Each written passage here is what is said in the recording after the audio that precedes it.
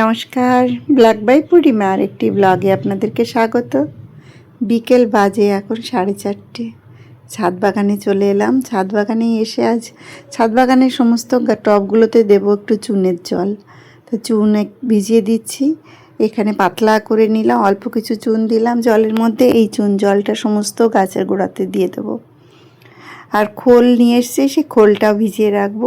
খোলটা 5-6 দিন ভিজিয়ে রাখার পর তারপর তার সঙ্গে আবার অনেকটা জল মিলিয়ে পাতলা করে সেই খোলের জল দেব। গাছে অনেকগুলো সবজি গাছ লাগিয়েছি, টবে টবে লঙ্কা গাছও বসিয়েছি, বেগুন গাছও ফুল আসছে। তা এখন আমি একটু খোলের জল দেব। সেই খোলটা আজকে ভিজিয়ে রাখবো। কাল বাজারে গিয়েছিলাম, খোল নিয়ে এসেছি আর এই চুন নিয়ে এসেছি বাজার থেকে। এগুলো আজ ভিজিয়ে রাখবো খোলটা, আর চুনের জলটা এখন গাছে দিয়ে দেবো। ছাদ বাগানে তো অনেক সবজি হয়েছে, সেটা তো আপনাদের প্রতিদিনই দেখাই। আর ওয়েদারও আজ কদিন ধরে ওয়েদার কলকাতায় বেশ গরম, কিন্তু মেঘলা, সব দিন বৃষ্টি হয় না যদিও, কিন্তু মেঘলা মেঘলা, আর তার মধ্যে খুব প্রচণ্ড গরম কলকাতায়।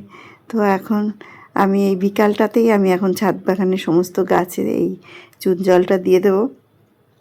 দেখুন কত সুন্দর সবজি হয়েছে, এত সুন্দর ডাঁটা, তার নোটে শাক, লাল নোটে, সাদা নোটে, চতুর্দিকে উচ্ছে গাছ, ছোটো ছোটো উচ্ছে। আর আমি করলা লাগাইনি, ছোটো ছোটো উচ্ছে যেগুলো সেগুলো লাগিয়েছি। এই ছোটো ছোটো গুলি গুলি উচ্ছেগুলো খেতে বেশ ভালো লাগে, তার জন্য আমি এই ছোটো উচ্ছেই লাগাই। আর চতুর্দিকে এই পুতুলিকা গাছগুলো বসিয়েছি। গরমের সময় কিন্তু পুতুলিকাগুলো ভীষণ সুন্দর লাগে, ফুলগুলো নানান কালারের হয়, পুরো ছাদ বাগানটা যেন আলো করে রাখে। তার জন্য কি করি, চতুর্দিকে ছোটো ছোটো টবে যেখানে পারি সেখানে একটু পুতুলিকা লাগিয়ে দিই। দেখতেও বেশ ভালো লাগে, আর এত কালারফুল ফুলগুলো ফোটে। তবে সকালের দিকে ফুলগুলো ফোটে, বেশি বেলা দুপুর 12টা পর্যন্তই থাকে, তারপরে আস্তে আস্তে ফুলগুলো দেখি নষ্ট হয়ে যায়। আজ আবার আমার পাশের বাড়িটাতে ছাদ ঢালাই হচ্ছে। এই দেখুন একদম বাড়ি পাশে দোতলাটা ছাদ ঢালাই করছে। এখানে সমস্ত বাড়ি হয়ে গেছে, এই বাড়িটাও তো কমপ্লিট ছিল, উপরে আবার দোতলা করছে। আর নিচে ওই যে কলা গাছ দেখছেন আমার বাড়ির পেছন সাইডে, কলা গাছেও আবার মোচা, এক কাঁধি কলা আসছে। মোচাটা বেশ কিছুটা কলা বেরিয়ে এসছে।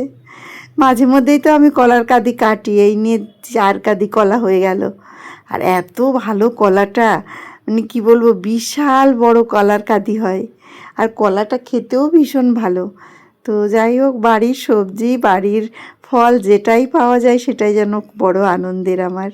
তো এই যে দেখুন বেগুনের চারা নিয়ে এসেছি, বেগুনের চারাগুলো বসিয়ে দেবো। আর এই যে খোলটা ভিজিয়ে দেবো এখন জলে। খোলটা জলে ভিজিয়ে বেশ কিছুদিন রেখে দেবো, তারপর এর সঙ্গে আবার অনেকটা জল মিলিয়ে পাতলা করে সমস্ত গাছে দিয়ে দেবো। তাহলে গাছের একদম দেখবেন সুন্দর সতেজ, সবুজ সতেজ হয়ে উঠবে এই খাবার পেলে। ছাদ বাগানে তো নিয়মিত একটু গাছে খাবার না দিলে খুবই অসুবিধা। আর এই দেখুন, এই যে কেকের মতন যেটা দেখছেন, এটা হচ্ছে কোকোপিট। এটা অনলাইনে অর্ডার দিয়ে এভাবে নিয়ে এসেছি অনেক কদিন আগে। তো এটা এখন আমি জলে ভিজিয়ে রাখছি।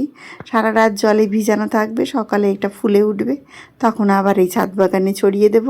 ছড়িয়ে দিয়ে এখানটা শুকনো হয়ে যাবে, তখন আবার বস্তায় ভরে রেখে দেবো। ছোটো ছোটো যখন গাছ টব লাগাবো, টবে আর কি গাছ লাগাবো, তখন এখান থেকে নিয়ে যেটুকু পরিমাণে নিয়ে আবার সেখান থেকে কাজে লাগিয়ে দেবো। তো এইভাবে আমি কোকোপিটটা আমি আনি অনলাইনে। তো আনার পর এইভাবে ভিজিয়ে তারপর আবার শুকনো করে ছড়িয়ে দেবো ছাদে। ছড়িয়ে দিয়ে শুকনো করে বস্তায় আবার রেখে দিই।